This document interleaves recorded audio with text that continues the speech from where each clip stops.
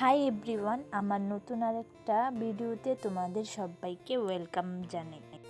অনেক দিন ধইরা আমার ইচ্ছাও, আবার আমি ভাবতাছিও যে আমি মার বাড়ি যামু। আমি আমার হাজবেন্ডরেও কইতাছি নিয়ে যাইতো, ওর সময় হইতাছে না, আমার নিয়ে যেতে পারতেছে না। তাই আমি নিজে নিজে এবার প্ল্যান করছি যে এবার আমি মার বাড়ি যামু মানে যামু।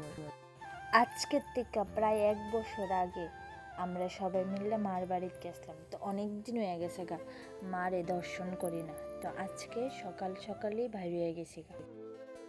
আজকে কোনো ফ্যামিলি না, না আমার হাজবেন্ড, আজকে আমরা সব ফ্রেন্ড তারা মিল্লা মারে দর্শন করতাম যাইতাছি। এদিকে সবাই আমার স্কুল ফ্রেন্ড না, এগুলো হইতাছে আমি যখন জব করতাম ওইখানে। আজকের থেকে প্রায় 1 মাস আগে আমি আমার জবটা ছাইড়া দিছি, কিন্তু তারার কথা কি তা কম, মানে আছে না যে আমি জব ছাইড়া দিছি আমারে ভুললা যাবো গা, আমার খোঁজ খবর নিত না, এমন না। আমরার আগে যেরকম বন্ডিংটা আসলো এখনও সেম বন্ডিংটা আছে। তো আমি যে ওইখানে জব করতাম ওইখানের ফ্রেন্ড তারার লোকে আয়া পড়ছি মারে দর্শন করার লেগে।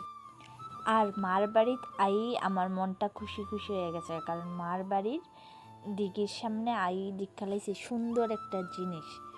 আমি অনেকবার আইছি মার বাড়িত, কিন্তু সবসময় আমি দেখি না এই জিনিসটা, কিন্তু এবার আয়া দেখালাইছি এই জিনিসটা।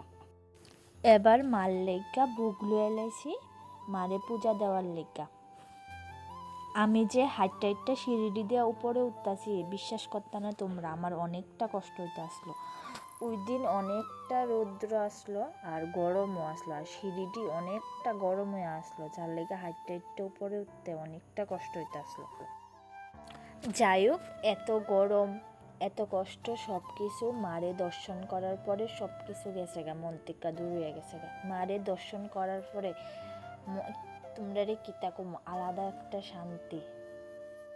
সব সময় মার বাড়ি তাই একটু না একটু ভিড় থাকে লোকের, কিন্তু ওই দিন জানি না অনেকটা কম আসলো ভিড়, তা এতটাও অসুবিধা হয়েছে না।